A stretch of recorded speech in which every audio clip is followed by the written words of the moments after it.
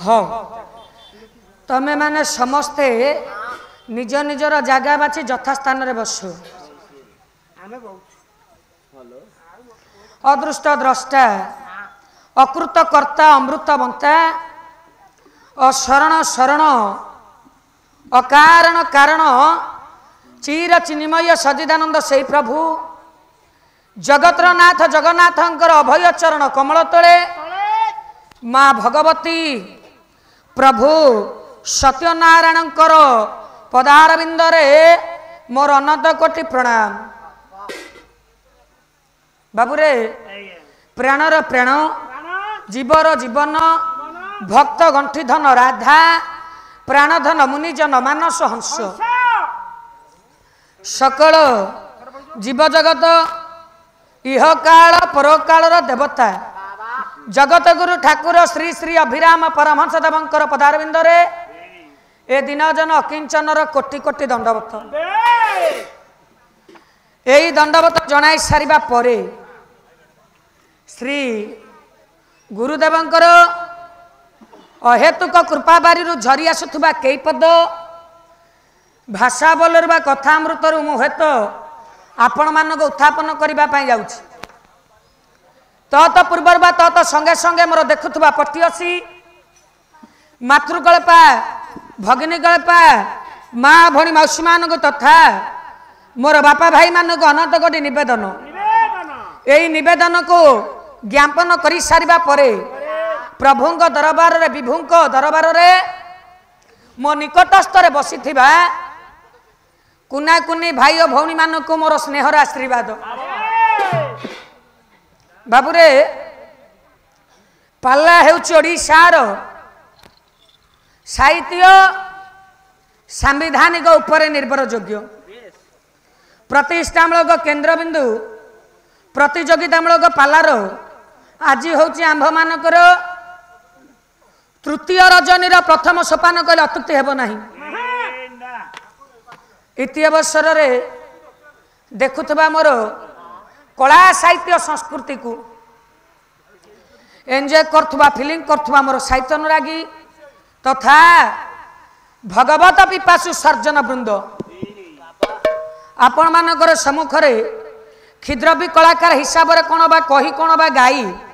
आज आपण मानकर मन को बापा संतुष्ट लाभ कराइबी जा हेउ आपण मानकर करुणाशीर्वाद को नहीं ए अधीना बापा जहाँ जानी केवल प्रकाश करने जीव चित्त चंचल मन को महाप्रभुंकर चरण कमल रे निज मन को आज नियोजित कराई सारिबा परे आंभे माने गंतव्य पथरे पतिका हेबारे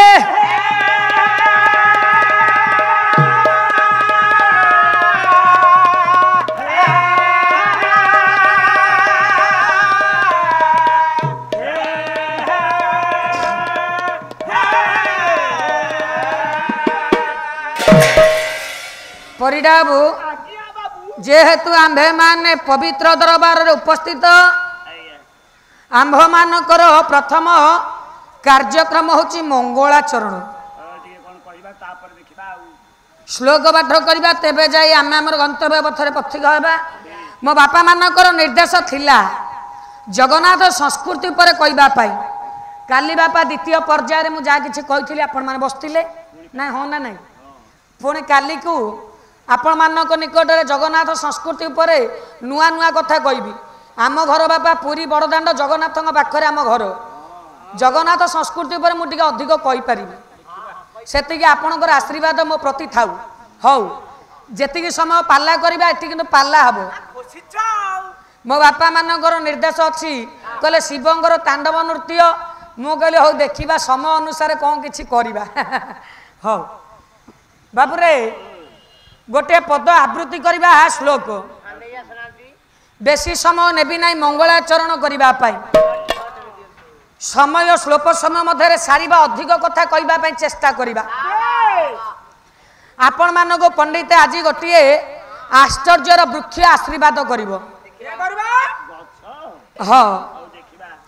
जस्याग्रे पत्र में कम विलासदनी तरंग पत्र जुग्मेन चित्र हो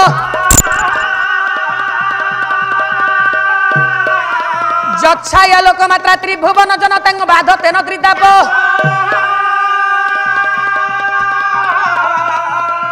ଯସ୍ୟାଙ୍ଗ୍ରି ଆଶ୍ରନ୍ତେ ସକଳ ସୁମନସା ନାସ୍ତି ମୂଳଂ ନଚ୍ଛାଗ୍ରୌ ନୀଳାଦ୍ରୌ କୋଟି କଳ୍ପଦ୍ରୁମଂ ହ୍ୟତନୁ ତାଂ ଧୀରକ୍ତ ବାଞ୍ଛିତାନି।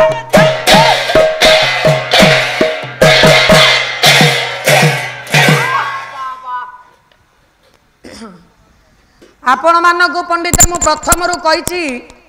गोटे आश्चर्यर वृक्षा जी आपण मानक आशीर्वाद करिवो कहले दसियाग्रे जहाँकर पंडित अग्र भागरे बा जहाँकर बापा आगरे पत्रम एक कहले गोटे पत्र आज अवस्थित विलसतु नितरांग कहले निरंतर अवस्था पत्र जुगुमेन चित्र गोटे पत्र पंडिते जुग्म अवस्थार अवस्थित से पत्र रे सर्वांग चित्र विचित्र होइछि परिडाबू कहि पारिबो से पत्रर नामटा कोन सेटा सारु पत्र इडे आसीबो सारु पत्र बोली केमिति जानिलो मते कहबो टिके छातो ऊपर तब स्कूल बगीचा रे थबो हां अवस्था रे थबो ता ऊपर सब चित्र फुट फुटी आइतबो तेने गछ मते बुझौ र मु कहली दुईटी पार्श्व को दुईटी पक्ष पंडित विस्तारित करिछि से पत्र मु जाईली से पत्रर नामटा कोन रे एटा बेलपत्र रे बेलपत्र बोली मो धन जानिबा केमिति सेटा ए पुटु गोटे से पुटु गोटे मझिरे गोटे ताना हला त्रिशाखा बेलपत्र अरे से त्रिशाखा बेलपत्र कथा मु आदौ कहबा पई जाउनी कहले ज छाया ओ एटा बुझि गली क्लियर कौन बुझिलो जा छाया तळे हम अरे छाई तळे बेली कोन परिडाबू कहले ज छाया कहले पंडित जहाँकर छाई तळे आम्भे माने आश्रय नेबा त्रिभुवन जनता स्वर्गपुर मर्त्यपुर पातालपुर किए से ना देवलोक नरलोक नागलोक आसिले जेउ वृक्षर पंडिते छाई तले बापा आश्रय नियंती कहले बाधते न त्रिताप तीन तापा तो बाधा दिए ना को वृक्षर छाई तले आश्रय नेबा द्वारा तीन तापा तो बाधा दिए ना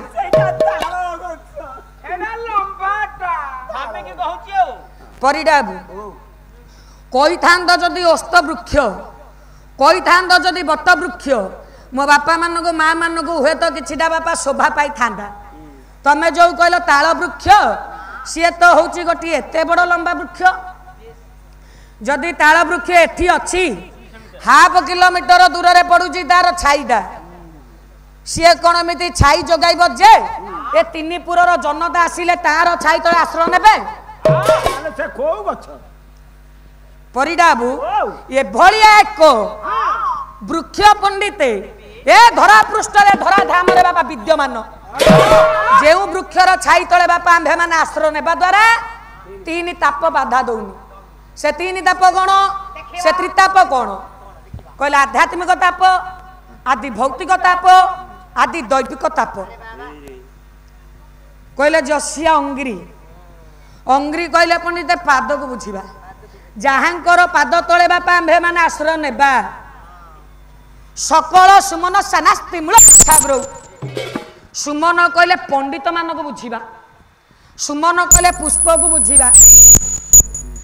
से वृक्षर पंडित मूल रे प्रत्येक दिन पुष्प प्रस्फुटित विकसित होउछि से वृक्षर नामटा कोन रे सेटा डिमिरी गछ रे अरे गछ कते चिन्नु था डिमिरी गछ साथाती फूल फुटिबो साथाती फल तार कोन मूल रे पुष्प प्रस्फुटित विकसित होउछि डिमिरी गछ